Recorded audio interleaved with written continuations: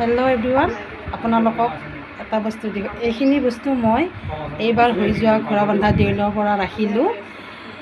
এইটোতো বঁটা আৰু বানবাটি 4টা। মানে ঘৰুৱা কামত মানে কিবা পূজা হওক কিবা সকাম পাতিলে এইবিলাক বস্তু দৰকাৰ হয়ে, সেয়ে বোলো মোৰ নাছিলে, মই ৰাখিলোঁ। আপোনালোককো বোলো মই অলপ দেখুৱাই দিওঁ। মানে মই এইখিনি বস্তু মিলাই 4,500 কিনিলোঁ। মোৰ মানে দামটো লাভে হ'ল নে লছে হ'ল ময়ো নাজানো, ৰাখি দিলোঁ। সেয়ে বোলো আপোনালোককো দেখুৱালোঁ। এই দেউলৰ স্মৃতি বুলি। ভাল লাগিলে বাৰু আপোনালোকে বাৰু কমেণ্ট কৰি জনাবচোন বস্তুখিনি কেনেকুৱা লাগিছে। এয়া বানবাটি, এয়া মই এটা দেখুৱাইছোঁ।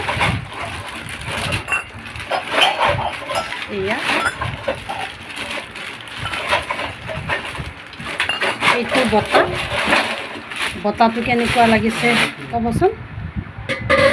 আৰু এইটোতো ঠিক আছে বাৰু, মই আপোনালোকক দেখুৱালোঁ।